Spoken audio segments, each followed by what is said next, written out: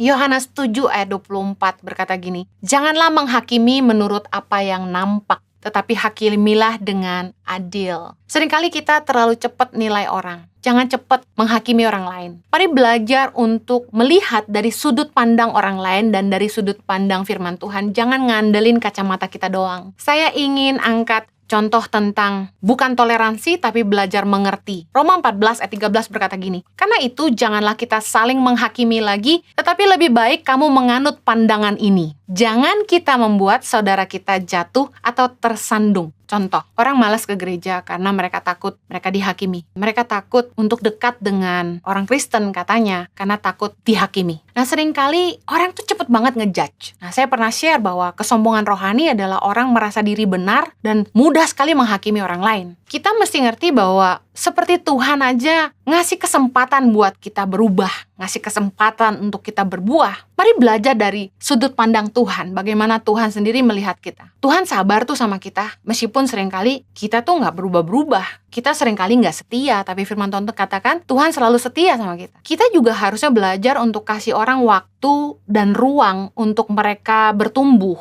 Dalam hidup ini kita mesti belajar kasih ruang buat kesalahan. Nggak ada seorang pun yang lepas dari bikin kesalahan. Kita juga sering bikin salah kan. Kenapa kita harus menghakimi orang? Harusnya kita kasih mereka ruang, kasih mereka space, waktu buat mereka bertumbuh. Semua orang butuh waktu. Sekali lagi, bukannya toleransi dengan kesalahan orang, bukannya toleransi dengan hidup dosa orang lain, tapi kita belajar ngerti gitu loh. Setiap orang butuh waktu buat bertumbuh. Kasih ruang lah. Penghakiman kita nggak membuat mereka lebih baik. Seringkali, karena kesombongan rohani, kita rajin banget nilai hidup orang lain. Tapi tahukah kita dengan menghakimi, kita akan gagal mengasihi. Penghakiman kita membuat kita gagal melihat jiwa-jiwa dari kacamata Tuhan. Tuhan tuh cinta jiwa-jiwa, Tuhan tuh mengasihi dunia, Tuhan mengasihi manusia. Tapi seringkali penghakiman kita yang membuat kita gagal ngerti betapa Tuhan tuh cinta sama jiwa-jiwa. Saya percaya sudut pandang tuh kunci perubahan hidup. Kenapa orang percaya yang udah kenal Tuhan, ngerti firman Tuhan, mereka masih bisa jatuh dalam dosa? Karena sudut pandangnya belum berubah. Tahukah bahwa ketika seseorang bisa berbalik dari cara hidup mereka yang lama, mereka bisa mempercayai Yesus sebagai Tuhan, itu semata-mata pekerjaan Roh Kudus. 2 Korintus 3 ayat 16 berkata, "Tetapi apabila hati seorang berbalik kepada Tuhan, maka selubung itu diambil daripadanya. Sebab Tuhan adalah roh,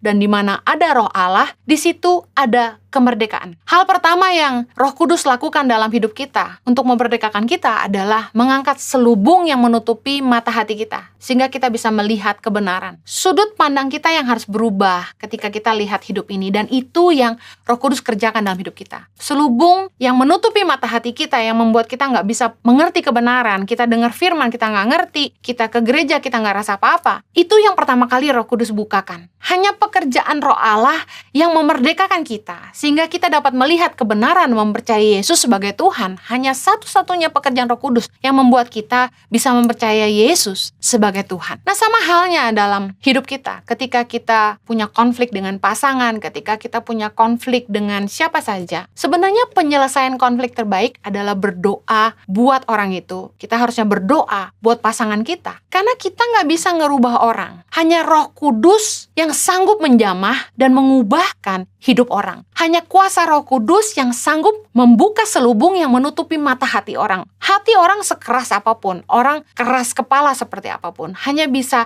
dilembutkan dan berubah karena Roh Kudus.